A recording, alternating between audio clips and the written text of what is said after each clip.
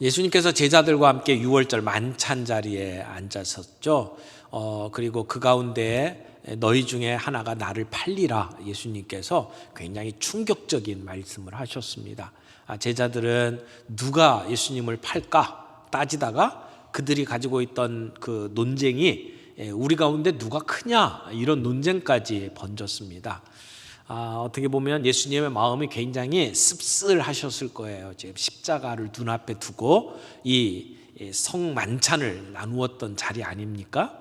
예수님은 제자들과 함께 감람산으로 올라가셨습니다. 예수님이 이 절대절명의 위기 가운데에서 선택하셨던 것은 기도였습니다. 하나님 앞에 하나님의 뜻을 구하며 기도하는 자리로 올라가셨죠. 그리고 제자들에게도 함께 기도하기를 원하셨습니다. 예수님은 정말 하나님 앞에서 간절히 기도했는데 제자들은 예수님의 의도가 무엇인지를 제대로 이해하지 못했습니다. 아마도 앞부분에 누가 더 크냐, 예수님이 메시아로 등극하시면 누가 더 높으냐, 이런 문제를 가지고 서로 싸우고 그리고 또 예수님이 하신 말씀 때문에 상처 입고 힘들어하면서 기진맥진하지 않았을까? 그래서 그들은 곧바로 잠에 골아 떨어졌습니다. 예수님께서 기도를 마치시고 다시 오셔서 제자들을 깨우면서 깨어 있으라고 여러 번 말씀을 했지만 그들은 계속해서 잠 속으로 빠져들어갔습니다. 이제 때가 되었습니다. 예수님이 제자들을 깨우시고 그리고 제자들과 함께 이런 이야기를 나누시던 상황 속에 갑자기 한 무리가 예수님과 제자들 앞에 나타났습니다. 그들의 맨 앞에는 가룟 유다가 길잡이가 되어서 나타났습니다. 그래서 오늘 본문은 그런 가룟 유다와 예수님을 잡으러 왔던 무리들이 이제 예수님과 제자들과 어떤 관계에 놓여 있는지, 어떤 대화를 나누는지가 이어지는 말씀입니다. 그래서 오늘 본문의 말씀을 네 가지 장면으로 좀 나누어서 살펴보기를 원합니다. 첫 번째 장면은 가룟 유다의 배신하는 장면이죠. 47절 말씀 봅니다. 말씀하실 때에 한 무리가 오는데 12 중에 하나인 유다라 하는 자가 그들을 앞장서 와서 예수께 입을 맞추려고 가까이 하는지라. 가룟 유다가 사람들을 이끌고 예수님에게 왔습니다. 가룟 유다가 길잡이처럼 지금 나온 거죠. 이 무리들은 뒤에 52절에 보니까 대제사장들, 그리고 성전의 경비대장들, 그리고 장로들을 이야기하는 것을 봐서 굉장히 많은 사람들이 몰려왔던 것으로 알 수 있습니다. 여기 대제사장, 성전에서 제사를 집행하는 사람들이잖아요. 그리고 성전의 경비대장, 아마 이 사람들은 바로 대제사장 밑에서 성전을 수비하는 사람들이었을 거예요. 그리고 장로들이 있었습니다. 이 장로들은 사내들인 공의회의 회원들을 가리키는 말이라고 생각을 합니다. 근데 이 사람들만이 아닙니다. 다른 데 보면 여기에 로마의 군병들도 왔어요. 천부장도 왔습니다. 그리고 횃불을 들고 왔다고 기록하고 있는 것을 봅니다. 그러니까 사내들인 공의회에서는 이미 예수님을 잡기로 결정을 했죠. 체포하여 죽이기로 결정을 했습니다. 그러나 예수님께서 매일 성전에서 말씀을 가르쳤는데 그때는 잡지를 못했어요. 왜냐하면 많은 사람들이 보는 앞에서 예수님을 잡게 되면 밀란이 일어날 것을 두려워해서 그때 잡지를 못했어요. 그러면 이 군중들하고 떨어진 상태에서 예수님을 잡아야 되는데 예수님이 어디에 있는지를 찾기가 쉽지를 않았죠. 그런데 이 문제를 가룟 유다가 해결을 해 주었습니다. 가룟 유다가 예수님이 모든 일을 마치고 저녁에는 감람산 어느 곳에 있다라고 하는 것을 이 사람들에게 가르쳐주고 새벽이 되기 전에 거기에 가서 예수님을 체포하면 된다라고 하는 정보를 알려준 거죠. 그래서 이 무리들이 이제 예수님을 체포하기 위해서 지금 찾아간 겁니다. 이 사람들이 한 무리라고 되어 있는데 다른 성경 본문에 보면 많은 큰 무리라고 표현을 했어요. 그러니까 큰 무리라고 하면 어느 정도 숫자가 될까? 지금 제사장, 그 다음에 성전 수비대, 그리고 사내들인 공의회 회원들, 거기에 천부장, 로마 군인, 이렇게 보면 적게는 100명, 어떤 학자는 한 200명 정도의 무리가 예수님을 체포하는 일에 지금 동원이 됐다, 이렇게 볼 수 있습니다. 꽤 많은 사람들이 동원된 거죠. 그런데 여기 보면 이제 가룟 유다가 가증스럽게 예수님에게 입맞춤을 하려고 가까이 왔다라고 기록을 하고 있어요. 이게 예수님을 체포할 수 있도록 그들이 짠 군호였습니다. 지금 밤중입니다. 굉장히 깜깜할 겁니다. 지금은 여기저기 불빛이 있어서 그나마 사람들이 어느 정도 이렇게 길을 보고 사람을 알아볼 수 있지만, 지금 이 예수님 당시에는 불빛이 거의 없었어요. 그리고 그 주변을 살피기 위해서 아마도 횃불 정도 있었을 겁니다. 나무 막대기에다가 이렇게 손뭉치 묻혀가지고 기름 묻혀가지고 이렇게 불타오르는 횃불, 그 횃불로 이 모든 것들을 정확하게 사리 분별을 할 수 있을 만큼 시야를 확보할 수가 없었을 것입니다. 게다가 그 당시에는 뭐 TV가 있었나요? 신문이 있었나요? 예수님의 모습을 사람들이 이렇게 정확하게 알 수가 없었을 것입니다. 거기다가 밤중이잖아요. 그러니까 누가 예수인지를 알아야 체포를 하는데 어렵습니다. 그 문제를 해결한 것이 가룟 유다죠. 가룟 유다가 예수님을 찾아가서 입맞춤을 하면, 그러면 이 사람이 예수다, 잡아라, 이렇게 서로 이제 약속을 하고 예수님을 찾아온 것입니다. 이 당시에 중동 문화권에서는 사람들이 만나면, 친한 친구들 또는 선후배, 또 스승님을 만나면 사람들이 만나서 인사를 하죠. 입맞춤이라고 표현되어 있는데 이 중동식 입맞춤이에요. 그러니까 뺨을 서로 이렇게 맞추는 거죠. 그래서 한쪽 뺨을 맞추고 그 다음에 옆에 뺨을 또 맞추고 해서 이렇게 인사하는 그러한 모습을 여기서는 입맞춤이라고 표현을 한 겁니다. 지금 가룟 유다가 예수님을 만나서 입맞춤을 하는 거 너무나도 자연스러운 모습이죠. 선생님을 향한 자기의 존경을 표현하면서 그러면서 인사를 하는 것입니다.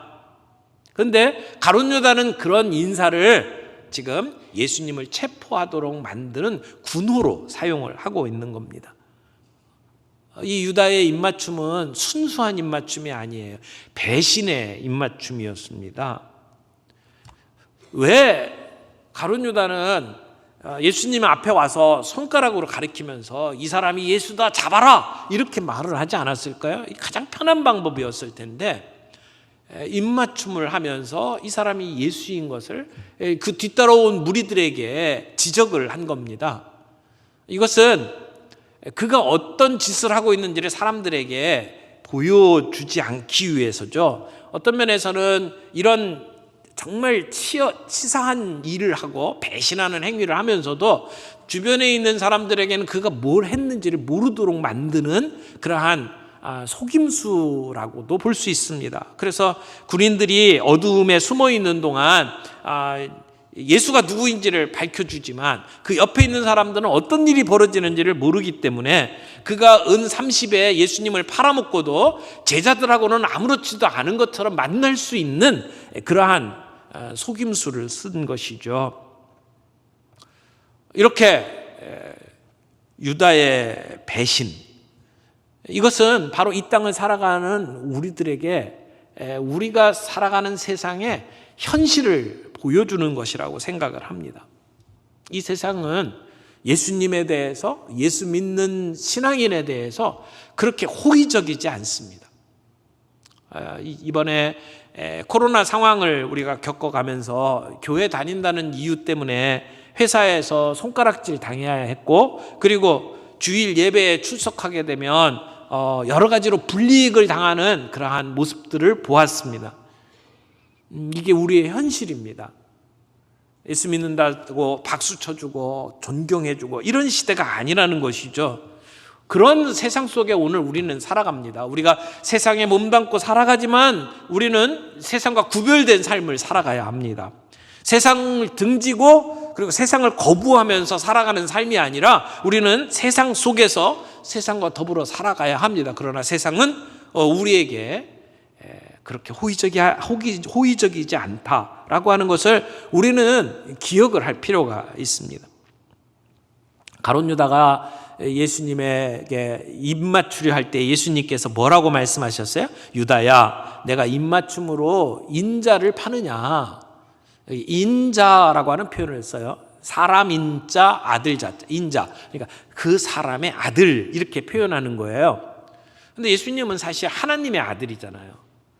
근데 예수님이 구약 시대 때부터 예언되어 온 바로 그분 메시아다라고 하는 것을 표현하는 그러한 표현법이에요.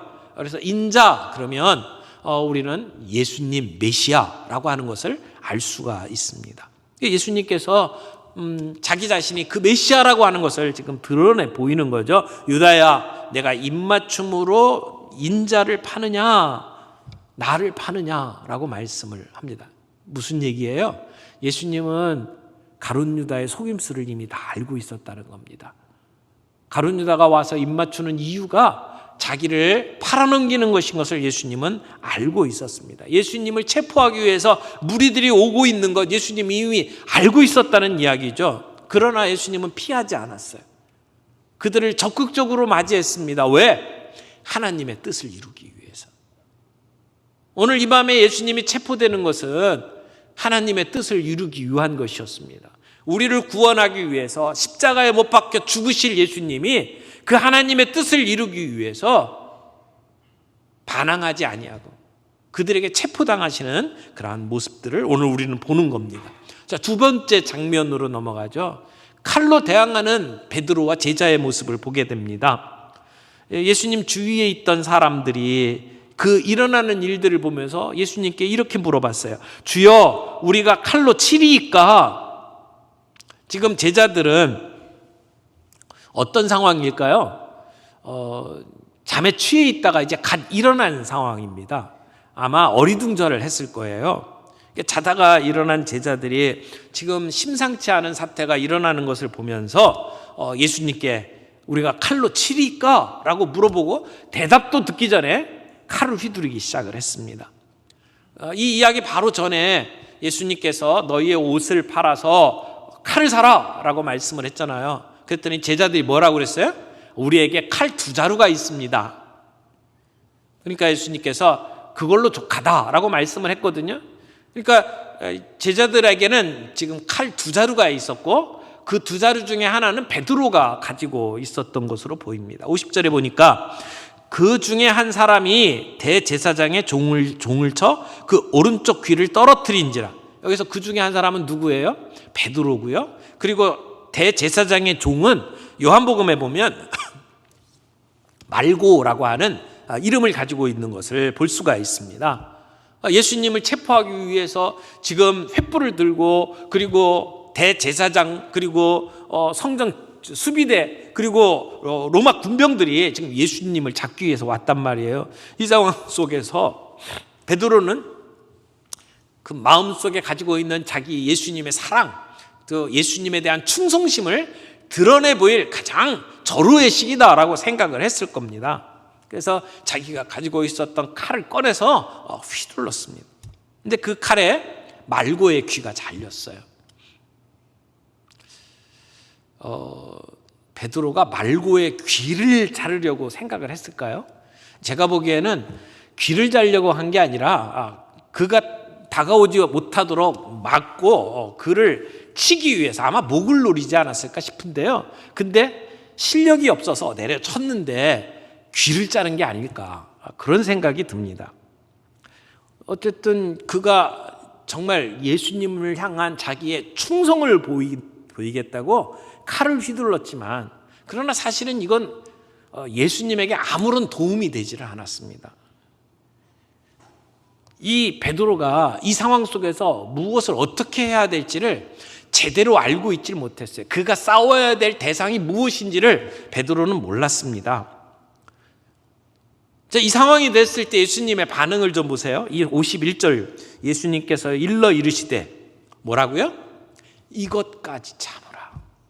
이것까지 참으라 하시고 그 귀를 만져 낫게 하시더라. 예수님께서 이것까지 참으라 라고 말씀을 하셨어요. 그리고 그 잘린 말고의 귀를 다시 붙여 주셨습니다. 치유해 주셨습니다. 성경에 예수님께서 환자들을 고치시는 치유의 그 사역 가운데 맨 마지막 사역입니다. 예수님께서는 치유의 능력을 가지고 계신 분임을 보여주십니다. 그러나 이 상황 속에서 예수님은 폭력을 행사하기를 원하지 않으셨어요. 그리고 도리어 그를 잡으러 온 그 말고를 용서해 주시는 모습을 보여주십니다. 그리고 이것까지 참으라 라고 말씀을 하셨어요. 이것까지 참으라는 말씀은 무슨 의미일까요? 지금 예수님을 잡으러 온 그 상황 속에서 저들이 어떤 악행을 저지르든지 그냥 참고 봐라 그런 얘기인가요? 무조건 참으라는 말씀인가요? 그런 말씀은 분명히 아닐 겁니다. 그런데 이 똑같은 상황을 기록하고 있는 마태복음을 보게 되면 예수님이 이렇게 말씀하셨어요. 내 검을 도로 집어넣어라. 무릇 검을 잡는 자는 누구든지 검으로 망하리라 이렇게 말씀을 하셨거든요. 그것을 보면 예수님께서 이것까지 참으라 라고 하는 것은 무력을 사용하지 말아라 라고 하는 의미가 담겨져 있다는 것을 알 수 있습니다. 지금 칼을 사용하는 것, 무력을 사용하는 것이 합당하지 않다라고 하는 것이죠. 지금 예수님이 여기에서 체포되는 것은 하나님의 뜻을 이루기 위한 것입니다. 그 상황 속에서 무력을 사용해서 예수님이 체포당하지 않도록 막는 일은 하나님의 일들을 이루는데 도리어 방해가 될 뿐입니다. 그러면서 지금 예수님께서 주시는 이 말씀은 예수님의 공동체, 하나님 나라의 공동체가 무력을 가지고 뭔가 이루려고 하면 안 된다라고 하는 것을 보여주시는 말씀이기도 하죠. 그 칼을 사용했을 때에 그것이 가지고 있는 효과는 제한적이라고 하는 것을 예수님이 말씀을 하는 겁니다. 여러분, 칼의 힘을 가지고 권력을 쥐게 되면 결국 칼로 망합니다. 오늘날 이 세상에서 우리가 권력을 쥐거나 나라가 나라를 제패하거나 하는 일들에 무력을 가지고 사용해서 그 나라를 제대로 내 편으로 만든 적이 없습니다. 그렇다고 모든 일에 그냥 사람들이 설득한다고 또 모든 문제가 해결되는 것도 아니에요. 우리가 강한 힘을 가지고는 있어야 되지만 그것을 사용하는 것이 정당한 것은 아니라고 하는 것을 알 수 있습니다. 이 땅에, 이 세상에서는 사람들의 이 질서를 잡고 그리고 선한 사람들을 지키고 악한 자들을 징벌하기 위해서 나라가 권력을 쥐게 되죠. 그것을 통해서 선을 장려하고 악한 것을 막아내는 역할들을 합니다. 그러나 오늘 우리 교회 안에서 이루어지는 일들, 하나님 나라에서 이루어지는 일들은 칼과 권력을 가지고 사람들을 움직이는 게 아니죠. 하나님 나라의 질서는 다른 방법으로 움직여집니다. 결국 예수님께서는 하나님 나라에서 이런 무력을 가지고 사용하는 것이 한계가 있다라고 하는 것을 오늘 우리에게 보여주는 겁니다. 예수님께서 바로 앞에 너희 옷을 팔아서 칼을 사라라고 했던 것은 나를 지키기 위해서 이런 무력을 사용해라 라고 하는 말씀이 아니라고 하는 것을 오늘 예수님의 말씀을 통해서도 우리가 볼 수 있어요. 여러분, 지금 예수님과 제자들이 지금 싸움을 하고 있는 것은 그냥 단순히 무력의 충돌이 아닙니다.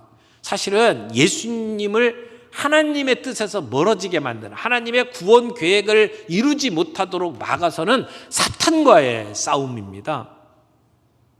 그래서 예수님께서 칼을 준비하라라고 하는 것은 단순히 무력을 가지고 나를 지켜야 된다라고 하는 의미가 아니라는 것이죠. 오늘 우리의 싸움의 대상이 무엇입니까? 영적인 대상입니다. 어둠의 권세입니다. 사단이 밀가부르듯 하려고 너희를 청구했는데 너희 믿음이 떨어지지 않도록 내가 기도했다라고 예수님이 말씀하시잖아요. 그러므로 지금 이 싸움의 대상은 사탄입니다. 어둠의 세력입니다. 그러면 우리가 어떤 칼을 준비해야 됩니까? 영적인 무기를 준비해야 된다는 의미입니다. 우리는 영적 전투에 임하기 위해서 하나님의 전신갑주를 입어야 한다는 말씀이죠.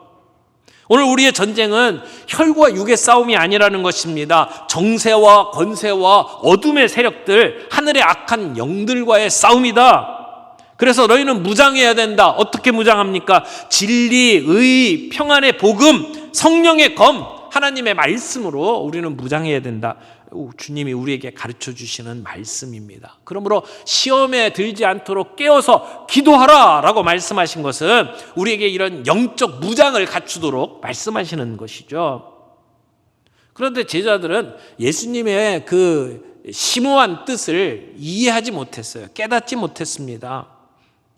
그러니까 예수님께서 하신 말씀을 오해해서 칼을 준비했고, 그리고 마침 군병들이 예수님을 잡으러 오니까 자다가 깨가지고 그 칼을 지금 휘두르고 있는 상황이죠. 진정 싸워야 될 대상은 보지 못하고 겉으로 드러난 것에 마음을 빼앗기고 만 것입니다. 여러분, 이 상황 속에서 우리가 배울 수 있는 교훈이 무엇입니까? 우리는 세상의 권력, 세상의 칼을 의지하는 존재가 아니라는 겁니다. 저들이 사용하는 그 무기, 우리가 똑같이 사용해서는 안 된다는 것을 가르쳐 줍니다. 우리에게는 전혀 다른 힘이 필요하다는 것이죠. 하늘로부터 오는 성령의 능력이 오늘 우리에게 필요하다는 것을 이야기하는 것입니다.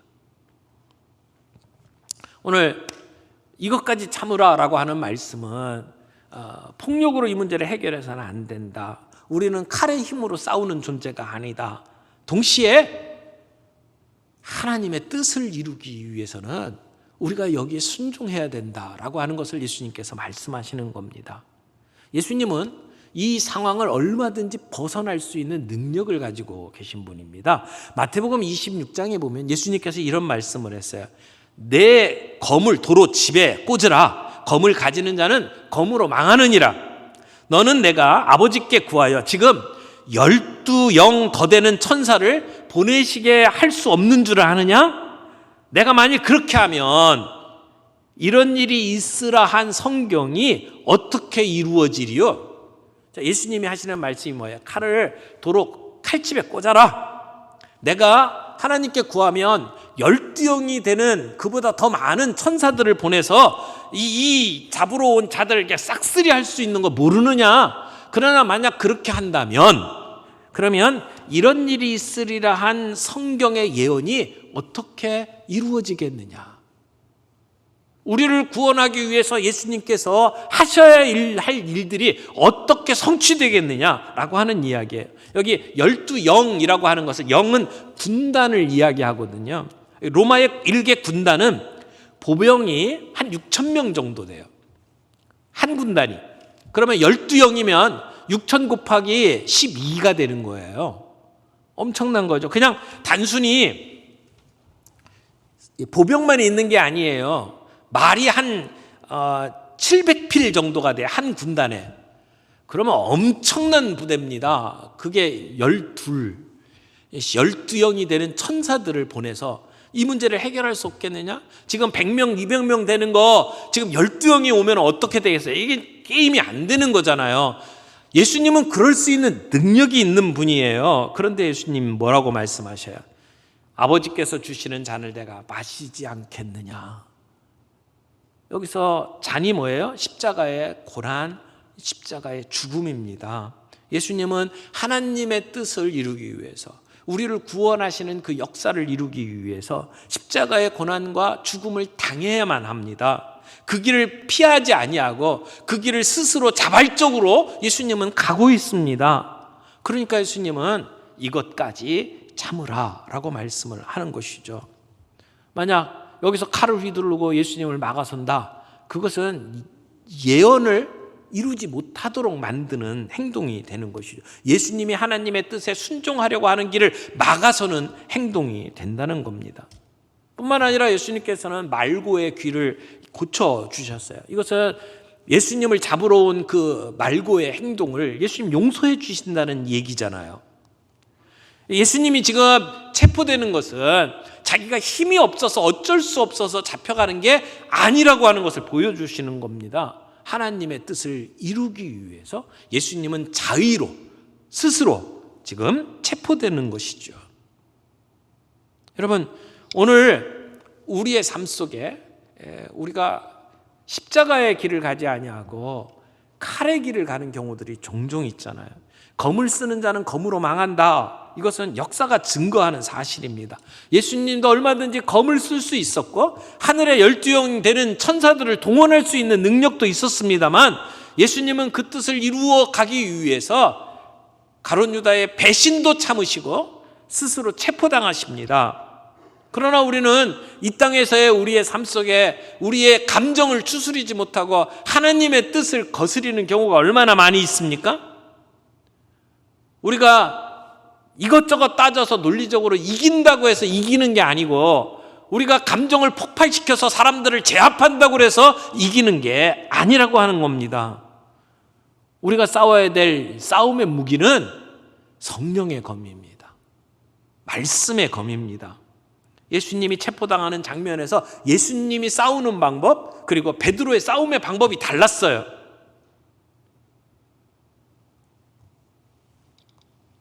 십자가는 하나님 아버지께서 예수님께 주신 잔입니다. 예수님이 마셔야 할 잔입니다. 십자가의 잔. 그 십자가의 길을 걸어가는 것이 세상 사람들의 눈에 보이기에는 실패한 것처럼 보이고 초라하게 보이지만 그러나 그 길을 가야 우리를 구원하시는 길이고 그게 진짜 승리의 길이었습니다. 오늘 예수님은 십자가의 길로 담대히 걸어가고 계십니다. 오늘 우리는 어떤 길을 가고 있습니까? 십자가의 길입니까? 베드로와 같이 칼의 길을 걸어가고 있습니까? 세 번째 장면으로 넘어갑니다. 체포되시는 예수님의 모습이 나오죠. 52절 말씀 봅니다. 예수께서 그 잡으러 온 대제사장들과 성전의 경비대장들과 장로들에게 이르시되 너희가 강도를 잡는 것 같이 검과 몽치를 가지고 나왔느냐. 이들이 갖고 있던 무기가 뭐예요? 검, 몽치였어요. 그러니까 칼을 가지고 있는 것은 아마 로마 군병들이었을 것이고 이 성전 경비대나 수비대들이 가지고 온 것은 이 몽치와 몽둥이였을 겁니다. 요한복음에 보면 그들이 횃불도 가지고 왔다고 기록을 하고 있죠. 여러분, 지금 예수님을 잡으러 온 이 종교 지도자들, 그들은 하나님의 나라를 대표하는 자들이어야 했는데 그들은 하나님 나라의 진정한 본질을 깨닫지를 못하고 있는 사람들입니다. 그리고는 검과 몽치를 들고 예수님을 잡으러 왔어요. 여러분, 예수님이 무슨 강도입니까? 무슨 반란군입니까? 예수님이 대낮에 성전에서 많은 사람들을 가르칠 때에는 건드리지도 못했던 사람들이 지금은 배신과 그 어두운 밤을 틈타서 예수님을 체포하겠다고 지금 찾아오고 있습니다. 얼마나 비겁한 모습입니까? 그리고는 그들이 데리고 온 사람들의 숫자, 그리고 그들이 들고 온 무기를 보면 예수님을 마치 도둑 잡는 것처럼, 강도 잡는 것처럼 지금 찾아 올라왔다는 것입니다. 예수님을 체포하는 것에 그들의 수나 그들의 무기가 전혀 어울리지 않습니다. 이 종교 지도자들은 어둠의 사람들입니다. 어둠의 종노릇하고 있습니다. 그리고 지금은 어둠의 시대입니다. 죄의 시대, 마귀의 시대가 된 겁니다. 그리고 이제 제자들은 핍박을 받게 되는 그러한 상황 속에 들어갑니다. 근데 이 예수님이 잡혀가는 이 모습은 사실은 구약 성경에 이미 다 예언이 되어 있던 내용들입니다. 그래서 마태나 마가는 예수님의 잡혀가는 이 장면을 보면서 다 이렇게 기록을 하고 있어요. 이렇게 된 것은 다 선지자의 글을 이루기 위함이다 라고 이야기를 하고 있죠. 구약에 보면 예수님께서 배신당할 것이 기록이 되어 있고 은 30에 팔려갈 것도 기록이 되어 있어요.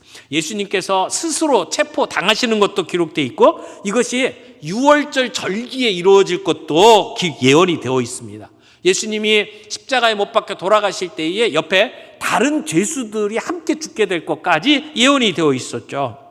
그러니까 예수님께서 지금 이루어 가시는 이 모든 일들은 이미 메시아가 걸어가야 될 길들을 예언해 놓으신 구약의 예언을 이루어가는, 다른 말로 이야기하면 하나님의 뜻을 이루어가는 그러한 길이라고 하는 것을 알 수 있습니다.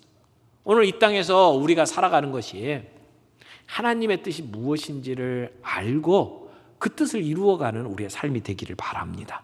때로는 우리에게 어려움이 있을 수도 있어요. 때로는 우리에게 손해가 일어날 수도 있어요.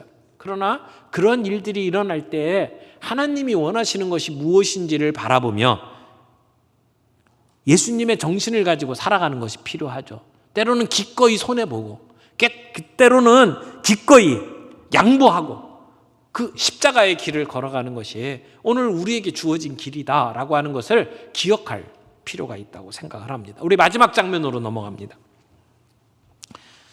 주님을 부인하는 베드로의 모습이 나오죠. 54절 봅니다. 예수를 잡아 끌고 대제사장의 집으로 들어갈새 베드로가 멀찍이 따라가니라. 이제 예수님이 신문을 받기 위해서 이제 잡혀가시는데, 성경에 보면 예수님이 신문 당하셨던 곳이 6번이 일어납니다.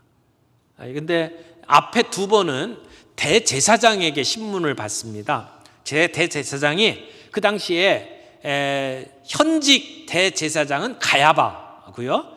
그 전직 대제사장이 있는데 그게 안나스라고 하는 대제사장입니다.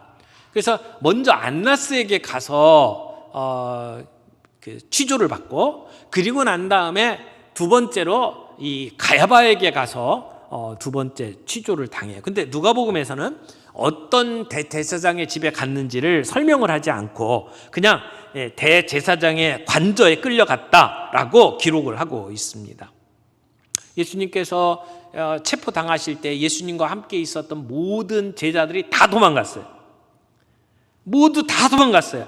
그래서 마태, 마가 보게 되면 예수를 버리고 다 도망했다고 기록을 하고 있죠. 그런데 베드로는 그 예수님의 뒤를 따라왔습니다.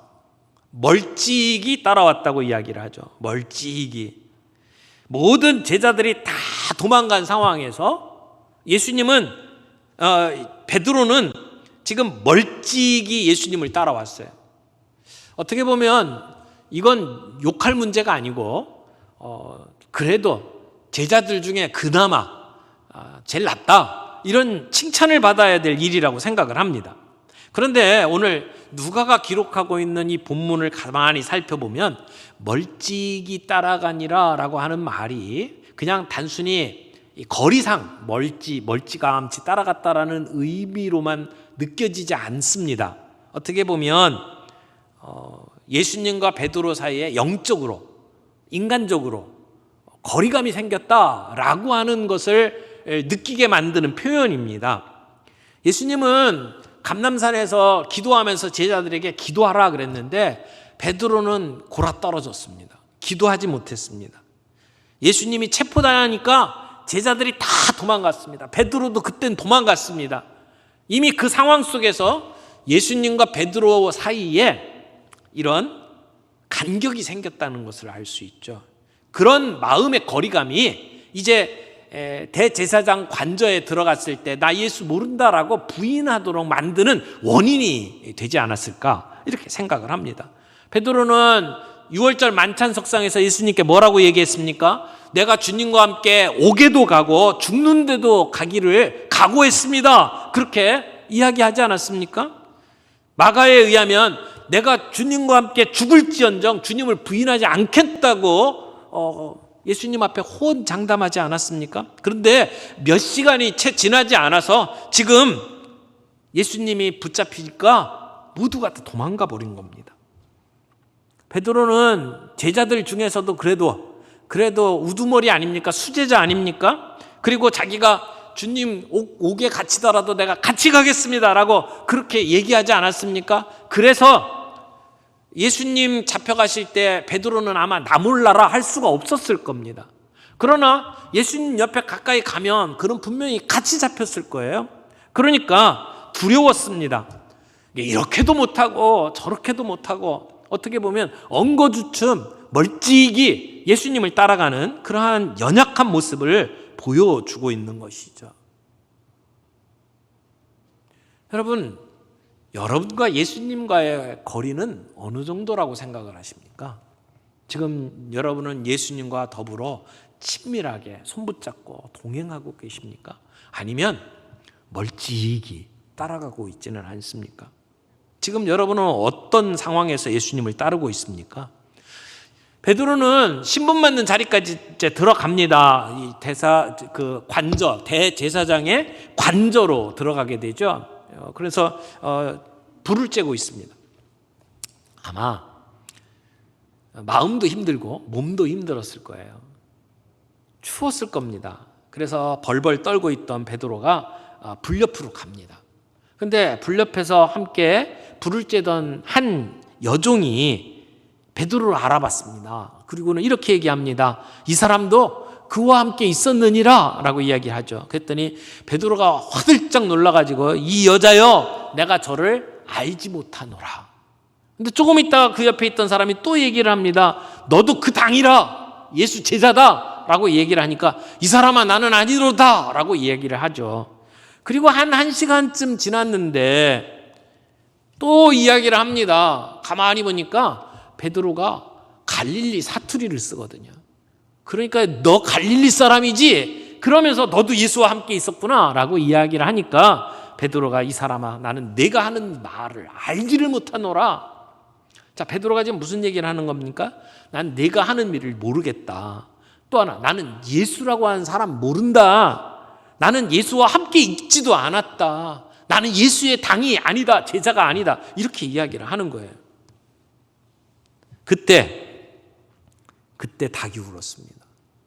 그리고 또 하나의 문제는 61절에 보니까 주께서 돌이켜 베드로를 보시니 베드로를 보셨어요.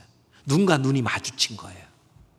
예수님이 신문을 받기 위해서 앞을 보고 있다가 뒤를 돌아서 베드로를 보셨고 베드로의 눈과 예수님의 눈이 마주친 겁니다. 그때 예수님께서 닭 울기 전에 내가 나를 3번 부인하리라 말씀하셨던 예수님의 말씀이 생각나고 베드로는 밖에 나가 심히 통곡하게 됩니다. 통곡 자체가 굉장히 강한 말인데 그 앞에 심이라는 말을 붙여서 베드로가 완전히 무너진 것을 이야기를 합니다. 그때까지 호언장담하고 나는 그래도 이만하면 괜찮겠지라고 생각했던 자기의 실제 모습을 본 겁니다. 그리고 무너진 겁니다.